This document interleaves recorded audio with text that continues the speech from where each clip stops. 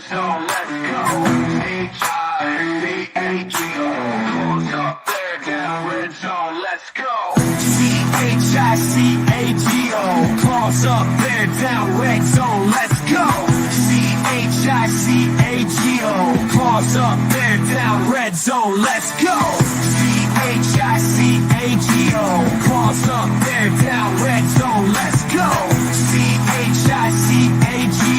Claws up, bear down, red zone, let's go. C-H-I-C-A-G-O. Claws up, bear down, red zone, let's go. C-H-I-C-A-G-O.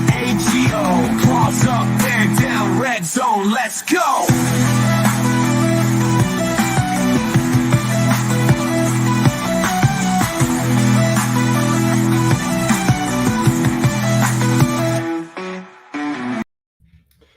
What is up? What is up? Welcome back. Welcome in. This is replacing the Free Talk Tuesday. We got everything going here. Everything sounding good. We got sound. I'm a little last minute here, guys. So I was just looking up. I put it in the description. In fact, you guys can't see with my brim on. We'll get it together here. I just put in the description the song there. Claws Up, Bear Down by BG Pro Music. He's given me permission to use that on my intro. I use it every once in a while. Great song. He does a good job. So, Claws Up, Bear Down. Appreciate all you guys tuning in. As I said, this replaces Free Talk Tuesday during the season. I do a preview of the upcoming game. For those who haven't seen it lately, I've been pumping out 5-minute videos on the updated position-by-position rankings so we know where we stand. As you listen to Matt Eberflus yesterday, those who didn't catch his interview, you got to go listen to his press conference. It was a really good one about Caleb, his progress, where things stand with him. I think it's a really good, just realistic, down-to-earth. We got a lot of work to do, but he's showing every metric that we want to see out of him. So it's a really good update by him. Where was I going with that? This is the problem with live. I have 10 thoughts in my head, and we have them running around. Appreciate you guys tuning in. Bob Killen, Roxanne Babcock, FR Martin, B Shep 23, Jeff Hightoff, and Bruja 7. Appreciate all you guys for tuning in. I'm sure more people will start streaming in here in just a minute. Jigsaw interacting a little bit before the show as well. Appreciate you guys, all of you guys. This is going to be a fun game for the Bears. No, I don't know if we're going to be able to face Jaden Daniels, but it doesn't matter. Commanders are 5-2, and a 5-2 team isn't 5-2 just because of Jaden Daniels. As we know, Marcus Mariota actually slaughtered last game, so he had a great game. Yes, it was against the Panthers, blah, blah, blah. Make excuses all you want. I'll get into the metrics of this team. I always try to bring something out on this video that shows where we stand. I was just making sure my sound sounds good. Shows where we stand and this individual matchup, some advanced metrics that you guys like to see from this channel. I always try to do a couple of those, so we'll have those in here. But we know we faced the Commanders this week. It has been flexed. It's flex, our first flex game. So we were a noon game, a morning game for me. It's been flexed to the afternoon, the late window where there's only 2 or 3 games a week. So that's fun. Will be a highlight game. We'll be able to watch it in prime time. Not prime time, but late, our own little window. So that'll be fun. Jeff Potter. Dead Ruster, thanks for tuning in. FGB, that's right. Get those cheese and puke emojis going in the comments. I have to do that off my phone if I'm going to do it, but I'll give you guys the example because I am not a Packers fan. I'm interacting with some Packers fans on my videos with the individual rankings and showing where we stand. Packers fans don't like that the Bears are actually good. They don't like it at all. It bothers them. It bothers them to their core. They can't handle it. They can't handle that we're a better team than them. So they have to be upset with us. I'm going to get over here. Let me go to this first. So stop screen, present, share screen. Let me show you guys this. Nope. There we go. This one. So that's in the description. Go check this out. Need more likes here, guys. Need to give this guy more likes. He's the one that created that video. Some of you guys have been to visit it. Appreciate that. Everyone go over there. In fact, it's in the description. Go check out GB Pro Music. Go subscribe to him. He did good work. So go check him out. It's worth it. I promise you. Seems like a good person too. All right. Come on. Why isn't this one showing up for me? Because it's live. I can't pull it up on my phone because it's live. to do my puke and cheese emoji, but you guys handle it. You guys are getting it. There we go. Jerome Sharp, Dead Ruster, Bob Killen. You guys are the bomb. Puke, cheese, blah, blah, Packers fans, blah. Roy Block, thanks for joining in. Yeah, and this is gonna be a spoiler, guys. This is a big reason. So he says it's crazy people outside our fan base believe JD5 hasn't faced a competent defense yet. He has, and I think that's the biggest reason with a rib injury that you're not going to see him facing the Bears. They're not going to want to risk that against this Bears defense. They're not going to want to risk him getting absolutely slaughtered because the Bears coverage grades, the Bears pass rush is improving every week. It's looking really good. So I don't think we're going to see him. We'll get into all that. In fact, let's just jump right in. We got enough people. We got 45 in the chat. We got 45 people here. Let's jump right in here. So I always do a preview before the game. You can see the Commanders 5-2, 3-0 at home. The Bears 4-2, 0-2 on the road. But you know, you can kind of count the London game as a road game. They had to travel farther than they'll ever travel to be able to get to that game. So let's count that one. But here's the injury updates. On the right there, you'll see Jaden Daniels week to week. Ian Rappaport says, in doubt, caution over everything, which makes me believe he won't be playing against the Bears. And we'll get into the Bears pass rush and how they've been doing. But Jaden Daniels has faced some defenses. This was the big concern with him coming out in the draft, though, was his body type, that he needed to get a little more mass on him. Not knocking him at all. If you guys remember before the draft, I was very heavily high on Jaden Daniels. I believe that this draft would be multiple quarterbacks leading the NFL for several years. I said next year's class 25 is pretty weak, and 26 is probably the best draft class we've ever seen with several quarterbacks. I mean, 5, 6 probably drafted in the top 10, 12, just like this last draft class was. It was very big. So I think he's going to be fine. He just needs to mass up a little bit. He's taken a couple hits, but he runs. He needs to change. He has changed a little bit from his LSU days. He runs a little reckless, but he took a rib shot. I don't know. We don't know yet if ribs are broken. We don't know if they're separated, if it just a bruised rib, what it was. I think if it was broken, you saw him on the sideline in the middle of the game. He had his arms up cheering for his team. I don't think he'd be able to do that if his rib was broken. So I think it's just probably a severe contusion, and it's got to be tender. So I don't think it's anything long-term. They say he's week to week, so probably week to week. We won't know injury reports till tomorrow. So even the Bears, you see on the left side here, I'm going to give you guys their injury report from Matty Eberflus yesterday on Monday. There's no official report till tomorrow. So tomorrow will be the first official injury report coming out. But Scott Daly, his knee, and Tyreek Stevenson calf were both at Monday's walkthrough, so they were involved, participating, which is a good sign. Made it sound like both of them could start. Kyler Gordon's hamstring was not at the walkthrough, so I would expect him to be out for another week. This is just hypothetical. This is just speculation. So I don't have any insider information there. Just going off the most recent update that we have. Jaquan Brisker, concussion is still in concussion protocol, but that's very typical for this point in the week. Matt Eberflus said there are a few more steps to go, but he looks good, alluding to him probably coming back this week. Either way, because of how well Elijah Hicks played, I think they probably want to play safe with him. But if he's able to go, he's the type of guy that will want to go. One of our hardest hitters, one of our best players back there. He absolutely lays the lumber every time he sees a defender with the ball in their hands. So, and then Ryan Bates, they asked him about, and all he could say was he's getting close. So he's in that window. The same with Jacob Martin. He practiced last week, so he should be back. But we're doing so well with the guys that we have. There's no, rush to try to mix up things or change things. It's just nice to have more bodies on hand, more solid guys. JD5 is in fact playing. Did you see this? The real Benjamin? I don't know. I haven't seen anything where they said he is in fact playing. I see a lot of people saying they speculate he'll try to work through it, and they want to, but I haven't seen any injury reports since yesterday, and there's no injury reports coming out till tomorrow. So if Jaden has a bruise, I wouldn't be surprised if he plays, but if bruised ribs, they are very painful. Yes, exactly. Keith, thanks for tuning in.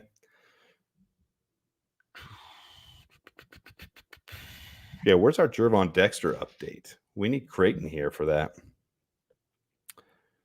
Yeah, that's a pretty good one, Bob. Pretty sure Big Dex would prefer Daniels on the menu Sunday. So that'll be the big thing it comes down to, and that's going to be the whole emphasis of this video. I'm going to show you guys the trenches. The trenches on both sides is going to be the key to this game. And I do think the Bears have the significant edge when it comes to it. Let me go here and just show you guys, share my screen from where the team stands. So I know this is small for a lot of you guys. I apologize. But overall grades, the Lions have the best overall. This is PFF. There's only so much that matters, but it is a gauge, okay? And I use PFF a lot, and I try to show where it's not realistic and where it is realistic. But you see the Lions have the best overall grade so far. Ravens, second best overall grade. I think this is pretty realistic as well. See the Bears down here, slow start to the season, and I think that's kind of weighing them down a little bit on some of these metrics, especially pass. Caleb's looks absolutely awesome the last 3 games, and we'll show that in here. But his grade's still weighted down from those first couple games. So, you know, with that out of the way, say he's at a 73-ish. That's 13 more points. We'd be well up there. We'd be, you know, somewhere in the top 10. So, and the Commanders are right there around the same range, 13th, and we're at 15th. So overall grade. But some of the things you want to look at are offensive pass blocking. Commanders are slightly better than us. Their offensive pass blocking 6th. The Bears 9th, which is very solid to see. Run blocking, Bears 15th. And this is where we should try to pick on them a little bit. Commanders 23rd. And then as you look to the defense, their coverage grade, the Bears are 2nd in the entire league at our coverage grade. And the Commanders are, wait, let's keep looking here. Commanders are 28th in their coverage grade. So that's where we need to pick on them. I'll get into some more advanced stuff there as we get into the show, but kind of gives you an idea of where we need to be looking at this game and where we should be doing things. So the team has consistently improved week after week. Let's get into next the trade rumors, because I just want to hit this and get it out of the way. I have my bullet points I want to hit here. So we know the trade deadline is in 2 weeks, okay? And I am not bashing on the Windy City Breeze. Love Pat, the designer. Not bashing on, which one's this? Jay, just another year in Chicago. Nick, Rhodey. I'm not bashing on them. I'm putting a lot of them up here. Guys, it's really out of control right now. I just screenshot a bunch of these. The only moron on this screen would be Eric Lambert. I really don't have a lot of respect for him. But all these guys, it's trade season. So just like the draft, they go kind of nuts. I like to do the draft hypotheticals, but the Bears have said otherwise when it comes to the trades. Now, they're highlighted CHGO. You see, Matty Rufus was asked about the trade rumors surrounding Nate Davis. He says, you're always going to have guys in conversations about trade talk. It's part of the business. He didn't deny that one. So I can see us maybe trading away Nate Davis, maybe trade, especially with Matt Pryor and Ryan Bates coming back and Bill Murray playing so well. I can see us possibly doing that. I can see us possibly trading away Khalil Herbert if the value is right. I don't see us necessarily doing that because you need depth, and we don't have. I mean, one of the guys I said we should go after in the offseason was King Henry. We didn't do that. And I don't think anybody knew he was going to be this good, but we don't have a power back. If Roschon goes down, you don't have a goal line back. So Khalil Herbert, to me, we need to have him for depth, and he's on the return duties as well. So that's solid. But I don't give a lot of credence to this right now that we're going to go out and try to get a big name. And the biggest reason why, we'll go into my talk mode, the biggest reason why is because we've built something sustainable here. And if it was all in this year, sure, go ahead and make a Khalil Mack type of trade. Go get Max Crosby. Go get Myles Garrett, who are worth it. Absolutely. They're some of the best in the league year after year. Some of the best pressure rates, some of the best pass rush win rates, some of the best sacks aren't everything to me, as you guys know, but they generate the most pressures. They get in there. They disrupt the quarterback the most. So they're absolutely worth it. But we're not all in, and we don't just have one position of need. In fact, that's not even our biggest position of need. Our biggest position of need is defending against the run. Our interior defensive line, our edges have significantly improved from where people thought we were in the preseason for pass rush and for getting after the quarterback. But our run defense is still a little suspect. Now, we turned it up big time against the Jaguars. The Jaguars with Tank Bigsby and Travis Etienne. Travis or Trevor? Man, I can't get, now that I watch too much college football, I can't get the two confused. Travis Etienne, Trevor Etienne. I don't remember which one it is. Whatever one plays for Jacksonville and his brother's in college.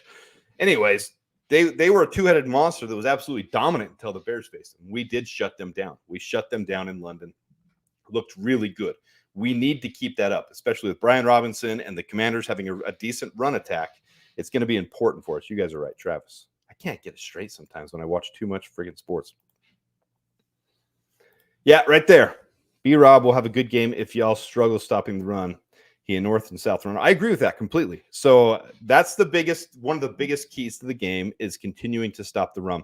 So if there's one position the Bears could go after, it'd be a run stopper. But I really don't see us doing this. Is going back to trades. I really don't see us hemorrhaging in on the trade. I don't see us leveraging the future when you've got a late round first, you've got an early second rounder, late second rounder, a third rounder, and potentially another third rounder with Ian Cunningham. That's how you build sustained success. That's how you do it. Those high premium picks, bringing in and invigorating, fixing the offensive line, adding another tight end as Mercedes Lewis phases out, adding an actual running back. No, we're not going to pick high enough to get Gentry. Ooh, I'm going to the game on Friday. That's going to be freaking fun. Those who don't know, I live in Vegas. I'm a big UNLV fan. I grew up in Southern Utah, so I'm a BYU fan. But I went to UNLV, graduated from UNLV, so it's become my primary school, and I get to go watch Ashton Gentry in person face my running Rebels on Friday. That's going to be a lot of fun for me. But no, we're not high enough to be able to draft him. He's going to be a top 10 pick for sure. So I don't think we're going to make a move. So I'm not going to spend a lot of time on it. You guys saw this last weekend. What I did was I focused on where the team is performing, where they're moving forward, how they've improved, and where we rank against the rest of the division. Because Matt Eberflus has talked about this season being cut up into segments. The first segment was this first 6-week segment, and it's done. We're 4-2. Now we've got the next 6-week segment, which leads us into the mini bye. In fact, let's go here so you guys can see this. So if you look where the second line there, you see the bye. We're right after that. If you look at the right below that, the Lions, the 50-50 game that I have there, 11-28. The next game after that is the Niners. That's 12-8. You see, that's what they call a mini bye. I think most people know this, but I'm trying to just reiterate what that is. So that's how he's broken down his next segment, is until that mini bye where we play on Thursday against the Lions, and then we don't play again until that one is a Sunday game. I'm pretty sure on 12-8. So Thursday, 10 days in between, we get a 10-day stretch there, the mini bye. So that's how he's broken down the next segment here. So Washington, Arizona, Patriots, Green Bay Packers, Minnesota Vikings, and Detroit Lions. So each of our division foes at the end of that. And no, this isn't what's happened. This is a graphic I've used several times. When the schedule was released, what my predictions were for the season based off of Vegas. We'll get into this in just a minute. Sorry, guys. I am enjoying this, but I have to. This is why it'd be fun to have it with another person, but I have to ignore the chat sometimes when I get through my thoughts. So I'm going to hit the chat here just for a second. Montez Sweat revenge game. Yeah, last year Montez Sweat was on the Commanders when we beat them 40-20. It was after that we traded for him. So that's true. This will be the Montez Sweat revenge game. Yeah, if we score early and often, then they can't focus just on the run. They've got to air it out and try to catch up. So if we can get up 2 touchdowns, they're going to have to. They'll still use the run game to try to balance it, but that'll stop them so much to be able to have to pass it more often to come from behind.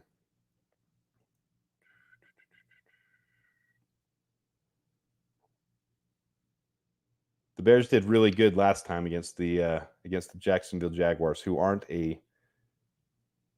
It depends on how well he does. So Dead Ruster says, if Keenan leaves after this season, won't the Bears get a 3rd-round comp pick? So it's based on several things: his production, his contract value, how much he signs with for another team, and how much we bring in to replace him. So if we have him go out the door and he signs for someone for $20 million, and then we go and sign a $20 million lineman, no, we won't get a 3rd-round comp pick. It all depends on if we have more going out the door than we have coming in the door. I personally would like to see us extend Keenan for 2 years at value. $20 million a year is still value for Keenan.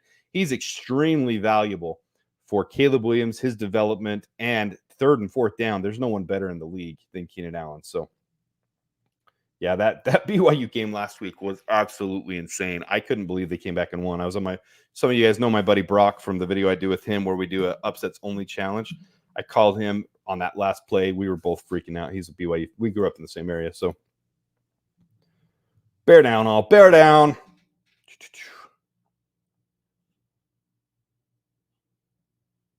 Yeah, this one's not true. He doesn't read first read 80%. We can go look that up, but people are making stuff up. There's a whole chart on Jaden Daniels where someone made it up on the whole right side of the field where he only throws to the right side. That's not true. Jaden Daniels is actually good at reading plays. Yes, he does hit his first read more often than not, but that's just because he's got good play callers scheming things up. It's just like Jordan Love. If they play call something good and he's got people wide open, why are you going to disrupt it? That's not his fault. I actually have a lot of respect for Jaden Daniels. So, all right, with trade rumors, that's all I'm going to hit for now. When the trade down deadline hits, I will report anything that happens, but I would expect nothing more than maybe Nate Davis going out the door. Maybe Dom Rob. There's rumors that Dominic Robinson can generate a swap pick. Say we give up our 7th and get a 6th from someone. I'm totally good with that because he's improved his body. Some teams really like that size and shape and how he's more muscular now. And he's not even active for our games because we don't have a use for him with how much we added to this team. So maybe that, but I'm not going to hit too much on this. Let's get into the actual Commanders game. So here's what the Bears need to do. Number one, they need to stop the run. So I mentioned that. That's the one big thing. So the offensive attack. So Caleb's opportunity. The Commanders' defense is middle of the pack in yards allowed, less than 200 yards per game, but 4th most in passing touchdowns allowed. When they get to the red zone, they literally never stop it. So the Bears need to have a ground and pound attack where they mix it up just like before, but Caleb needs to be able to be clean and accurate like he's been. In the last 3 weeks, he's been second in the entire league in accuracy, which is awesome. He's totally come full circle. We'll show that here in a minute. But if he can just do his job and keep things clean and accurate, it's going to keep them on their toes to have to try to stop our run and keep Caleb from hitting his accurate throws, which will be huge. Then once we get to the red zone, their secondary is the most suspect part of them. Their cornerbacks give up more touchdowns than almost anybody in the league. 4th most passing touchdowns allowed in the league. They give up the 6th highest completion percentage, 70.2%, and most yards per attempt per the run. So if we can get that mixture going, this just shows my offensive attack, my keys to the game, what I think they need to do. Clean balance, good game planning, and Shane Waldron has shown the last couple weeks, all his naysayers, all the haters, that he actually does a really good job of planning this out. So this is why I'm confident in the Bears' ability for this game. With the Commanders being bottom of the pack in this, if the Bears can get up early and get up often, they can really put some points up on the Commanders. And the Bears' defense didn't just go away. They haven't allowed more than 20 points in almost a year now. It's been 12 weeks. So 20 points or less. Now, the Commanders have been scoring some points, but they haven't faced the Bears' secondary yet. They have faced harder pass rush than the Bears, but the Bears' pass rush is improving constantly, and the secondary is the second best in the entire NFL and is absolutely staunch. If they're throwing anywhere Jalen Johnson's way, he's going to shut it down. Even better NFL passer rating against this year than last year, 31. Last year was 33. So it's a model of consistency, and those are the things you like to see. It's not some anomaly. It's not some fluke thing. He's actually consistent, and he's going to shut them down. Let's see here. See, there's a good explanation for it there, Bruhad, and you're exactly right. He hits the first read because Scary Terry is open early and often. He's targeted the most out of anybody, but they do have things schemed up well, and you can't, it's not a bad thing for him to hit his first reads because if they're open, hit them. So that's not a bad thing, and that's why he has such a high completion percentage as well. Yeah, it'll be fun to watch these matchups. It's going to be. I'm going to go live for the game. Some people have asked that. I am going to go live for the game.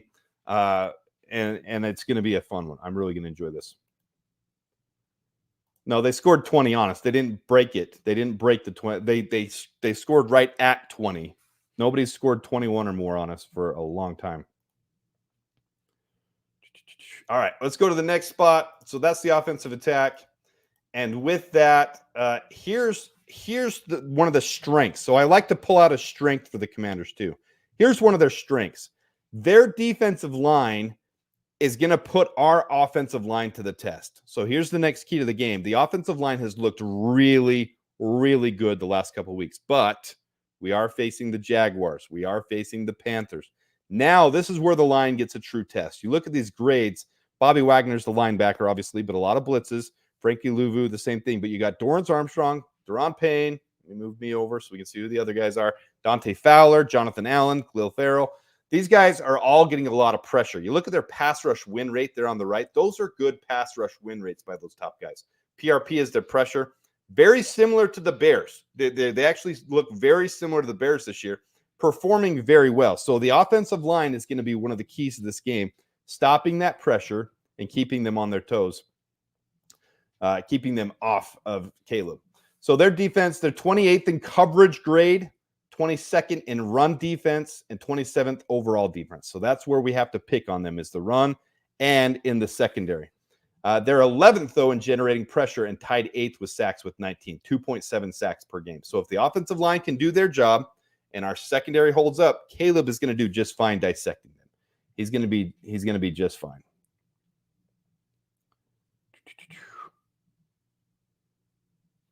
Must be a Commanders fan here. Appreciate you tuning in, buddy. All right, now let's look at the offensive line. So here's the offensive line we're talking about. So in years past, I know we're not living in the past, guys. 2022, we were 29th in pass block efficiency. 2023, 26th. I put 18th there because we were 18th until the final games, and then someone dropped down below us. I think it was Pittsburgh dropped just below us. You can see how close that is. So Pittsburgh in the game last night. So we've dropped to 17th. 84.8 is our pass block efficiency now. So we're getting better. You can see we've only given up 11 sacks this year, which is really solid. And they need to keep that up. They need to keep up how the last couple of weeks have gone. Still 59 pressures overall, but the last couple of weeks, let's see here. So here's the Bears defense pressure. So I want to stick on the offense for just a second. So if the Bears offense can keep it up, I think we've hit that home. We've got to be able to keep them honest and keep them on their toes. And we do that right there. Bruja. Run. They're giving up 4.9 yards per attempt. And if we do that, if we keep them honest with the run, it'll give the offensive line opportunity to get the pass rush or to pass block appropriately and look like the team they've been. That's been the big difference is as DeAndre Swift has got going, as we've kept teams honest, it gives them an opportunity. And the pocket's been super clean lately. So let's go here. So here's the Bears defense on the other side. So we're going to switch it around. The Commanders offensive line has played really well. You saw that. In fact, if you go right back here, I know this is hard to see for some of you guys. The Bears are at 17th. Look at the Commanders. They're up there at 6th. They've only allowed 5 sacks on the year and 52 pressures. So around the same amount of pressures, but they're not allowing all the sacks. So the Bears need to get to Jaden Daniels or Marcus Mariota. Obviously, they look just as competent with Marcus Mariota. He is a professional. He's a vet. So the Bears need to get to him. Here's the sacks by week and the pressures by week. You can see a little lull we went through there in week 3 and 4. 7 pressures, 1 sack, 9 pressures, 3 sacks. But the Commander, look at, I'm going to go back one screen. So see Carolina, number 1 on this list. Even after the Bears absolutely roughed them up, they're still the number 1 offensive line in the league. You look at Jacksonville, they're number 11. When we faced them, they were around number 7, and we laid the lumber to them and really made them come down. So the same thing with the Commanders. It's not something new. They've had to do this. And the last 2 weeks, look at how we've done against those good offensive lines. 27 pressures in week 5, 4 sacks given up. In week 6, our defensive line, 18 pressures, 4 sacks given up. Eric Washington is a heaven sent to this team. He's really made a huge difference. So the same thing with the Commanders. They haven't given up a lot of sacks, but neither had the Jaguars or the Panthers. So in fact, the Panthers had only given up 1 sack all year before week 5. In 4 weeks, they'd only given up 1 sack. They gave up 4 to the Bears. So same situation here. The Commanders have only given up 5 sacks all year. The Bears need to get to them. They need to get the pressure, be able to allow the secondary to do their job and get those picks when the defensive line creates that pressure. So the Commanders 9th in pressure allowed through 7 weeks with 52, 6th in pass block efficiency, 88.4, and 4th in sacks allowed through 7 weeks. Excuse me. I'm not too worried about one player, Louvu. They're gonna game plan and they're gonna be just fine for him. All right. let's move on here. I got a couple more things to show. So Caleb's progression. I want to highlight why he's perfect against this secondary and why he's going to dissect them. I know Commanders fans are in the chat. I'm sorry, guys. I'm going to let them stay there, though, because it's kind of fun. They can get – the problem is Commanders don't have any – what's the right word? They don't have any analysis. They don't have any I guess, content creators that put quality stuff out there. So they want to come check out some actual analysis. So thanks for tuning in, Commanders fans. We do appreciate you being here. Hey, and guys, I didn't mention this. If you look right below there on the little left, you see the name Adam Mason, 8.02K subscribers. We broke 8,000, guys. We broke 8,000. Didn't expect that, but we broke 8,000. So first of all, thank you to all of you guys. You guys make this channel possible. And I know it's just because the nerds and all of us, we like to see the nerdy analytical stuff. And I give you guys peeks into PFF stuff. But seriously and sincerely, thank you for all of you guys tuning in. I know sometimes the stuff I share can get a little bit boring. It can get a little bit analytical. But I love doing it. And I love that you guys appreciate it. So seriously, thanks for hitting 8,000. We're just going to keep climbing, keep doing this thing, see what we can make out of it. So away we go.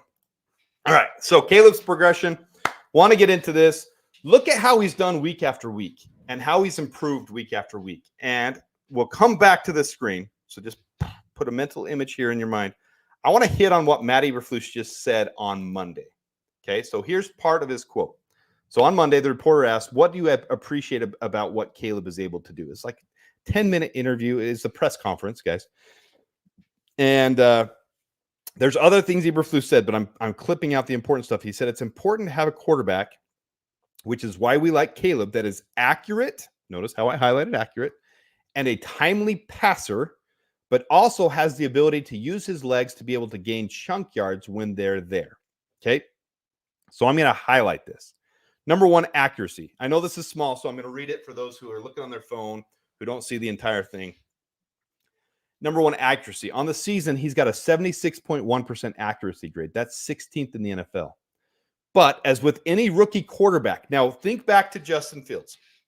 And my channel, this channel's not quite a year old, but I really came on because my stats got taken by Clay Harbor on NBC Sports Night in Chicago, and he shared them. And then everybody said, hey, we've seen this on this little channel. And then it kind of blew up.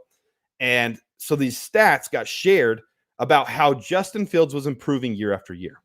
And Justin Fields was always a developmental quarterback. I said that from day one. He was never meant to be the starter. He was the type of quarterback you sit behind and he develops and then he grows and he becomes a star. Okay. Caleb Williams was the number one overall pick for a reason. But as Chicago, we're not used to this, where this quarterback comes in, has these struggles in the beginning, which is normal for every rookie quarterback. In fact, even C.J. Stroud last year was in the bottom third in accuracy. That's a hard thing to adjust from college to the NFL. I'm not saying that's everything, but it shows something. And every quarterback struggles in that first year with their accuracy, with their timing. It's hard. But Caleb comes in as this generational quarterback. And the first couple of games, he struggles a little bit. And then because Jaden Daniels is so freaking accurate from day one, which he was playing a very pro style in LSU. He was a Heisman Trophy winner. There's no reason for anybody to be like, it had to be one or the other. It had to be just like every year past where there's a bust in Bryce Young and there's this amazing quarterback that comes out in CJ Stroud. It's got to be one or the other. I said this in all my analysis as we were going through the draft. This is the year where you're going to have several guys like the 2020 year, where you're going to have Justin Herbert, where you're going to have Jalen Hurts, who he took longer, obviously, too. But Joe Burrow, where you've got multiple quarterbacks. Tua Tagovailoa, where they come out, where you can have several. And I said that. I said priority, Caleb, Jaden, Bo Nix, J.J. McCarthy. There could be several in this class. So as Bears fans, we're not used to seeing this quarterback struggle the first couple of games and say, okay, he's got to develop. It's fine. And we're used to the developmental quarterback mindset. And then all of a sudden, the last 3 weeks absolutely flips a switch and he's the second best in the entire NFL. Like, it's bizarre. Like, we're not used to that. And he's done it already. Now he's going to have some real tests. And I don't expect him to say second in the NFL. I think it's unrealistic for any of us to say he's the second most accurate quarterback. He's the second best at everything and blah, blah, blah. And he's going to stay that way the whole time. It's not realistic. It's not realistic. He's going to go. There's going to be a game that he has that's very poor, and the media will pounce on him, and he's going to have to take that, internalize it, and learn from it. It's going to happen. But if he stays consistently consistent, and he's somewhere near the top there, and he's a top 10 quarterback all year, he will get those flowers, and the media will finally be praising a Bears quarterback. But he's done that the last couple weeks. I don't care if it's the Jacksonville Jaguars. I don't care if it's the Carolina Panthers. I don't care if it's the Los Angeles Rams, who, by the way, in the beginning of the year, the Jaguars and the Rams were supposed to be competing for their divisions. Most places had them picked to win their divisions. Okay, so everything's relative, and it's any given Sunday in the NFL. You see that when the Ravens lose to the Raiders. You see it any given Sunday. You see it last week when the Packers beat the Texans, and Jordan Love throws almost as terribly as you can throw. He threw that right between Kalen Bullock should have had the game-sealing pick, and even he said, I don't know how I missed that. I don't know how it missed my fingers. I don't know how it went through my fingers. So any given Sunday, any team can beat any other team. With that, I'm going to hit on these things that Matt Eberflus said. It's important to have a quarterback, which is why we like Caleb, that is accurate. Number one, accurate. See the top box? In the season, 76.1. The last 3 weeks, he's been 83.6% accurate. Accuracy is actually a stat tracked and graded. A lot of people don't understand that yet, but it is tracked and graded. Second in the NFL over that stretch, over the last 3 weeks. Timely passer. Now, this takes context. So over the season, he's 2.39 seconds, 17th in the NFL. And this is clean pockets only. How quick he has to get it away. As the Bears' offensive line has improved and given him more time, as their pass block efficiency has improved, he has more time to throw. So he's going to take it and make the right reads. 2.6 seconds. He's still timely. He hasn't taken as many sacks. He's not taking it. He looks clean in there, and he escapes when he needs to. So this, even though he's 29th in the NFL the last 3 weeks at 2.6 seconds, that's not necessarily a negative thing. Timely can relate to how he is in the pocket. All right. And then last, using his legs. And he uses specifically the word chunk yards when they're there. All right. I am the last person to bash on Justin Fields. You guys know I love Justin Fields. You know I think he's a great quarterback. I don't think he's going to start for Pittsburgh now with the way Russell Wilson plays. It's going to take Russell Wilson getting injured or having a terrible game for them to even consider, because Russell Wilson, first quarter, terrible. I mean, that was awful. Terrible. Just terrible. Just terrible. Then he turned it on. So I think Russell Wilson's got that job. But there's quarterbacks that will bail out on a play after the first, second read and try to use their legs as a primary weapon. Justin's one of those quarterbacks. Caleb said in the combine and before the draft, he doesn't like to run. And he wasn't saying it as this, I'm lazy. He wasn't saying I'm terrible at running. It was, I want my arm to be the threat that teams respect me for. But look at the word chunk yards. I really like that because Caleb will take the chunk yards when they're presented. And that's what I want to point out here. Over the season, he's had 25 attempts, 6.8 yards per attempt, which is second in the NFL for yards per attempt for quarterbacks. The last 3 weeks, 16 attempts, so very consistent, 7.3 yards per, third in the NFL. So he's very consistent. He's not going to want to run it unless the big chunks are there. And when you're getting 6.8, 7.3 yards per chunk, that's worth taking off and running for. So he's going to do it accurately and appropriately. And you see, he slides early. He's not going to risk those hits. He's not going to risk taking a shot when he doesn't need to. So he'll take it down the field and he'll slide on the 50-yard line when he probably could have got to the 45, 40-yard line in that situation. So I think that was huge. So let's look at him week by week. Let's go back to the screen I said we'd come back to. Here's week 1, 14 for 29. And yes, the throwaways are taken out of these. So if you go look on your stat sheet and you say, oh, that wasn't 23 for 26 last week, it was actually 23 for 29. Well, he had 3 throwaways. Balls intentionally thrown away. Those don't count against your accuracy. So 14 for 29 week 1, 25 for 33, 33 for 49, 17 for 21, 20 for 28, 23 for 29. You look at those last 3 weeks, and it looks, you can see it improving. You can see that in the NFL pass rating, bottom right. I know that's hard for people to see. Week 1, 55 NFL pass rating, then 51 week 2, 80 week 3, 106 week 4, 126 week 5, 124 week 6. So I'm very impressed with his progression. I'm very impressed with what Matt Eberflus pointed out there, with the main things they want in a quarterback. Excuse me. And it's the same thing they talked about at the combine, which is why I've included my fourth quarter stats in my quarterback analysis. If you guys didn't see that one, Caleb is absolutely killing it. He's absolutely slaughtering fourth quarter analysis. He can command and control a team as a 6-week rookie. So I think the narrative is turning around. He's still not winning player of the week because there's so many Commanders fans voting for Jaden Daniels, which is funny. But he deserved it last week. He was the most accurate quarterback in the league last week, and he's come around. So, sorry, I haven't been checking all.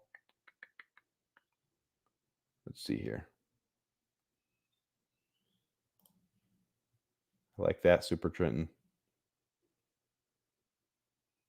We're back on trades. See, trades are like heroin. You guys are addicted to them. And if I was a grifter, I would probably make some trade videos. I probably should make some trade videos to get viewership.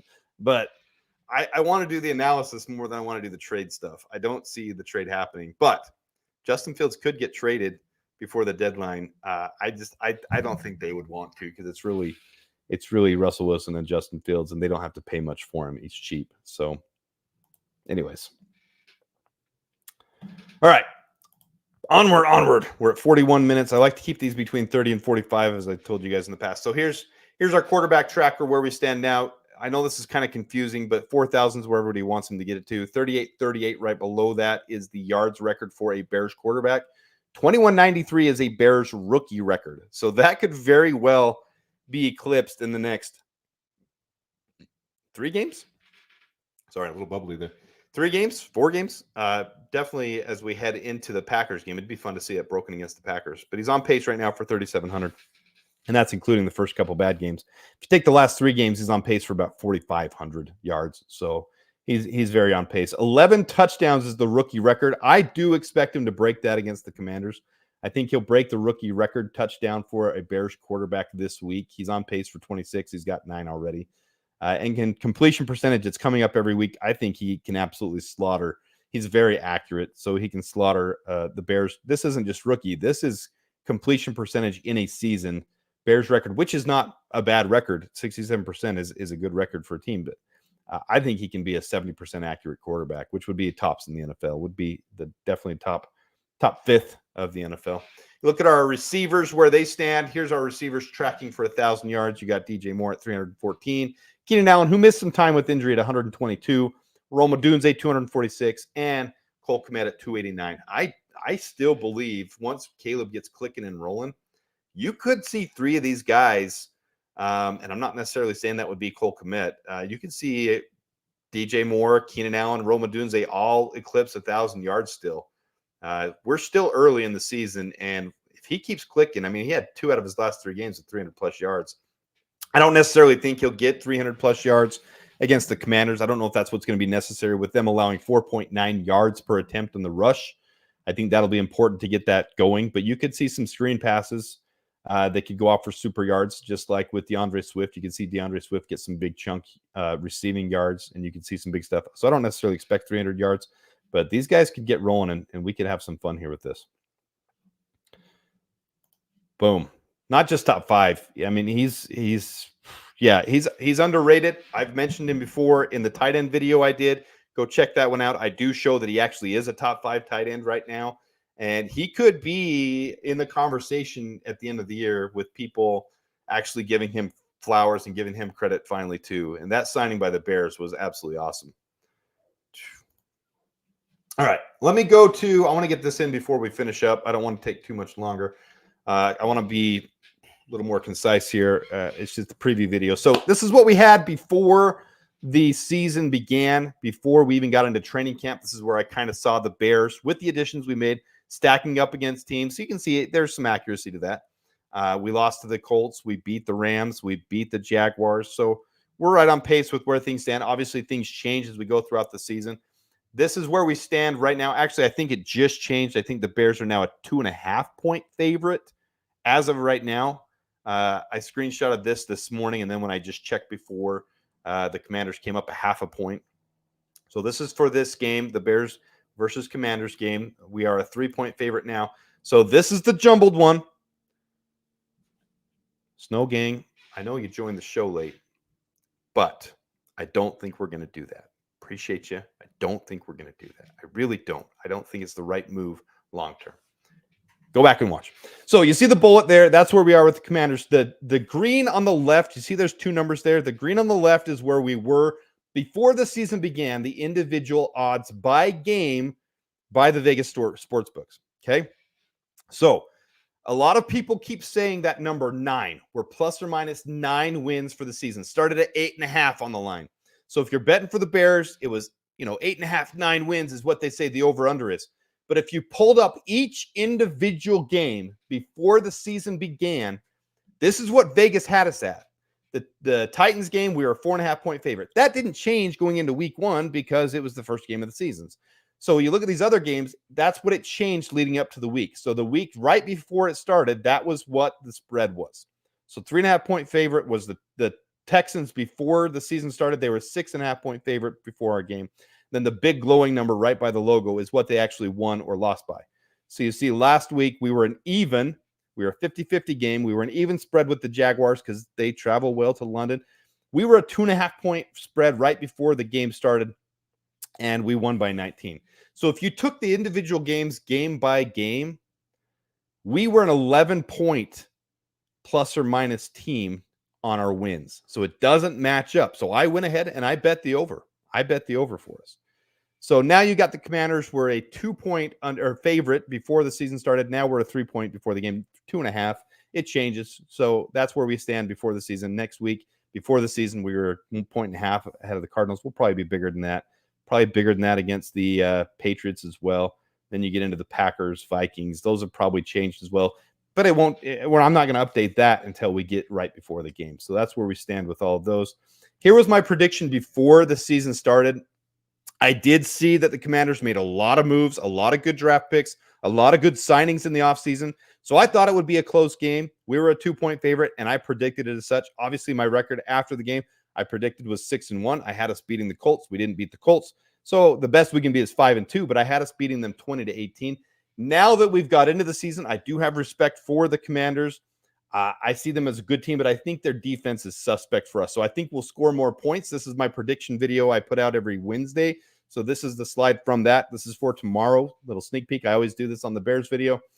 I have us winning 30-20. I think the Commanders are such a high-powered offense. They can score on us, but our secondary is so strong. We're going to shut them down to keep them below that 20. I hope we keep them in the teens, but I'm giving them up to 20, and I think the Bears will have no problem scoring on the Commanders. I can see it being higher than 30. I honestly can see us scoring 30, 35 points. It'd be fun to see the Bears score a third consecutive game with 5 touchdowns in a game. And I would love to see Caleb get that first 5-touchdown game to shut all the haters up. But I do think this will be a blowout. We're favored to win by 3, and a blowout is anything over a touchdown, 2 scores. So 10 points would be a blowout. Commanders may be coming back there at the end, but I think this is actually absolutely possible. So that's what I've got for you guys for the preview. Appreciate all you guys tuning in. I love the Commanders fans in the chat. Love you, Commanders fans. How many rookies of the week Caleb got? You mean the award that is given to the player voted on by fans? So props to you, the real Benjamin, and all your Commanders fan base for going and voting for Jaden. Props, appreciate it. And again, I have not bashed on Jaden Daniels at all in this video. I really think he's a good quarterback. Got a lot of respect for him. I just don't think he's going to have as good a career as Caleb. Caleb has really showed us what we had to show. So thanks for those tuning in late. Thanks for everybody tuning in. Go back and check it out if you tuned in late. Clip Victoria, thanks for being here. Trying to see some names that I normally see. Want to highlight.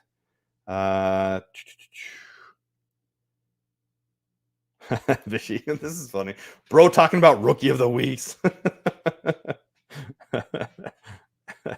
That's funny. Smoking ribs on Sunday. Bruja, you coming to my place to smoke those ribs, brother? Let's get that going. No, he got the FedEx Air Yards of the week, Bear. He got the FedEx Air Yards. We did not get the player of the week because that's voted on by fans, and our fans actually have working jobs. We're not sitting at home on our mom's couches just voting 2,000 straight times for Jaden Daniels. Jaden Daniels isn't a bad quarterback. All right. Real Benjamin says we're going to lose 45-17. We haven't given up over 20 points in almost a year, but yeah, we're going to give up 45 points to the Commanders. All right, Keith Hall, thanks for tuning in. Levante Rogers, thanks for tuning in. Absolutely. I actually put money on it, Levante. I did put money on him winning Rookie of the Year. KO Sports Talk, 45-17 Bears. That's more realistic. 100% believe that could happen. But I'm going to stick to the 30-20. I think it could be higher, though. I'm just going to be respectful of the Commanders and where they've started their season. I think this will be a good test for us. So coming up on 50 minutes here. Appreciate you guys tuning in. Appreciate all of you guys for being a part of the channel. As we mentioned, 8,000 subscribers is big to me. That's huge. That's funny, Bear. Daniel's ribs might already be smoked. Who knows if he'll play, but I doubt they'll want to against the Bears defense. So Real Benjamin says JD5 is playing over and over again. He hasn't sourced where, but Sweat will feast. It'd be fun to see Sweat have a revenge game because he's done all the right metrics, but he hasn't generated the sacks this year, which to me are not everything. His pass rush win rate, his pressure rate are all very high. So I'm very appreciative of that. So boom. Appreciate you guys tuning in, hitting 8,000. Appreciate that. You guys are awesome. Appreciate you being a part of this community. It's a lot of fun for me. I really enjoy doing this, really enjoy sharing my insights on the Bears with you guys. I am going to go live, as I said, about probably 15, 30 minutes before the game this Sunday. Appreciate all you guys who want to come and tune in and be a part of that. I am going to try to get the new studio set up before then. In fact, I might try to do a mobile one so I can watch on my big screen and then have more like just my authentic reactions as part of it. So it'll be a lot of fun. If you guys want to still put your predictions in the comments, you're welcome to do so. I am going to end this thing. Appreciate all you guys tuning in. I'll end it with the brand. I usually don't. Gives you guys a chance to put your predictions in there. But thank you for being here. And until then, I put out my normal videos. I'm going to put out my prediction videos tomorrow, then my contest with my buddy Brock. And then I'll do some more updates before the game. I'll do some injury updates. And if anything happens between now and then, I'll obviously do a video on it. But this is the last one, my breakdown of the Bears-Commanders game. Number one, we need to stop the run. We need to stop the run, which is the only thing that really keeps them balanced. We need to get pressure against their good offensive line, and then we need to get pressure with our defensive line on their good offensive line, and we need to stop them on their defensive line. I know that was jumbled. I'm trying to hurry to give a recap, but all very much favors the Bears, with the Commanders' secondary being one of the worst in the league, giving up one of the most touchdowns once they get in the red zone. The Bears have a clear advantage in this game, and I think they'll expose it. So appreciate you guys tuning in. Till next time, the Bears.